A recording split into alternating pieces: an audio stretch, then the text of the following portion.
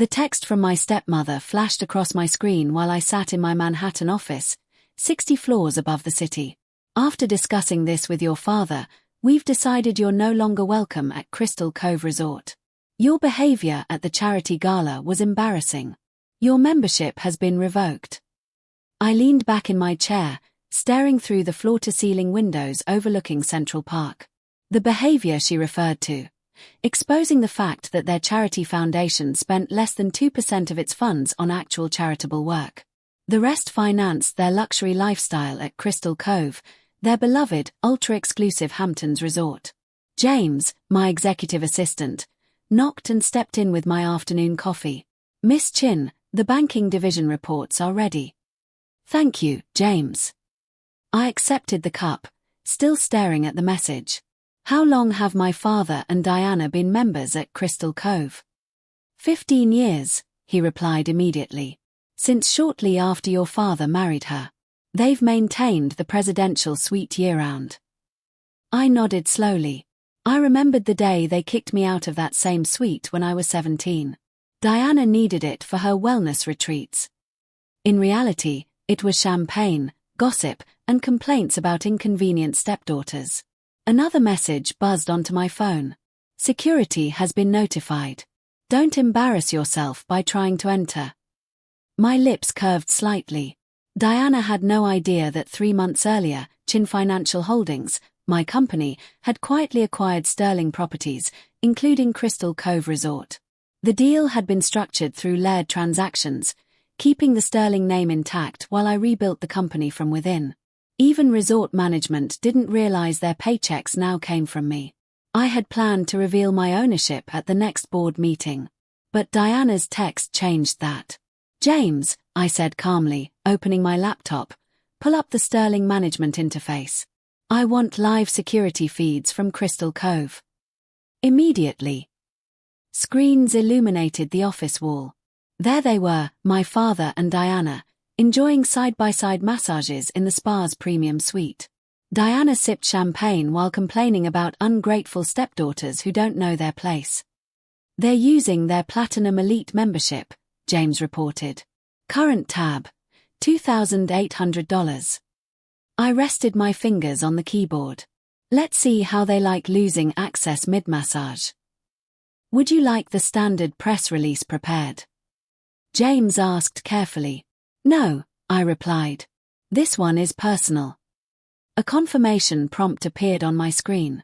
Confirm membership status change. I thought of every family event I'd been excluded from. Every time Diana implied I wasn't resort material, despite my Yale MBA and my growing financial empire. And the final betrayal, discovering the charity foundation they paraded publicly was little more than a personal expense account. Sometimes, I said quietly, pressing enter, Karma needs assistance. The message transmitted across all Sterling terminals.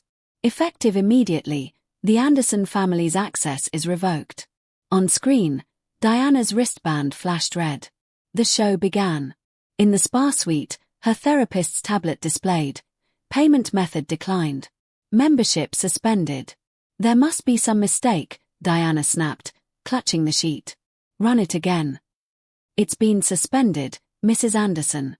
All services are terminated. In the adjacent room, my father's massage stopped abruptly. James, I said softly, patch their call to my direct line. Moments later, my phone rang. This is Richard Anderson, my father barked. There's an issue with our membership. Fix it. Good afternoon, father, I replied smoothly. There's no technical error. Your membership has been permanently revoked. Silence. Emily. Diana's voice trembled in the background. Yes, I confirmed. The same Emily you banned an hour ago. Though as the new owner of Sterling Properties, I find it fascinating you believed you had that authority. Owner, she whispered. Sterling Properties was acquired by Chin Financial Holdings 3 months ago, including Crystal Cove, the Hampton Marina Club, and all 18 golf courses. The press release just went live. On screen, they scrambled for their phones. News alerts flashed.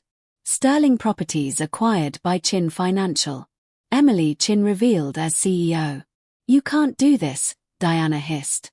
We're founding members. Were, I corrected. Section 8, Paragraph 3 permits termination for cause. Would you like me to begin listing violations? Starting with charity foundation fraud. My father attempted diplomacy. Let's discuss this over dinner. In the presidential suite. I asked mildly.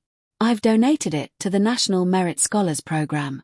It will house scholarship recipients during college visits. Diana collapsed into a spa chair. All our belongings are there. Yes, I said evenly. Security is boxing them now. You have 1 hour to collect your items before they're donated to the domestic violence shelter you declined to fund last month. Silence. Tick-tock. 1 month later, I stood in the transformed presidential suite. Gone were Diana's gold fixtures and champagne bars. In their place, study tables, computers, and scholarship plaques. The Sterling Scholars Welcome Center. A news alert flashed across my phone. Anderson Family Charity Foundation under federal investigation. Another message followed. Emily, please. The country club is threatening to revoke our membership. Can we talk? I swiped it away. Miss Chin, James said gently from the doorway. Your father is in the lobby. I checked the security feed. His tailored suit looked slightly worn now. Remarkable what a month without foundation-funded wardrobe allowances could do. Send him up. When he entered, he paused, taking in the changes. Student artwork replaced Baroque paintings. Academic awards replaced crystal collections. It looks different, he murmured. Functional, I replied. Like a real foundation. He sat heavily. The SEC has everything, I said before he could speak. Fake receipts. Inflated expenses. 15 years of fraud. We can fix this, he pleaded. Whatever you want. I slid 5 student files toward him. Maria Rodriguez. 3 jobs. Perfect SAT scores. James Chin, no relation, self-taught coder. Sarah Williams. What are these? The first legitimate grant recipients. I stepped toward the ocean-facing window. You chose status over integrity. Over me. I won't. And this is how you use your power, he asked. To destroy your family. No, I said quietly. To build a better one. I outlined the choice. Fight the SEC and lose everything. Or transfer control of the foundation to an independent board, step down quietly, and keep enough to live comfortably. And Diana? He asked weakly. She can keep her spa membership, I smiled. The basic one. No privileges. No suites. No special treatment. He looked around the transformed room. You built all this while we weren't looking. No, I corrected softly. I built it while you were looking down. He signed.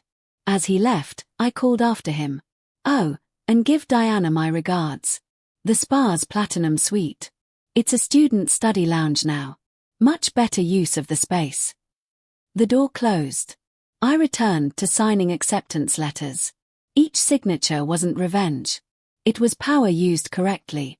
Sometimes karma doesn't just happen. Sometimes it has a CEO.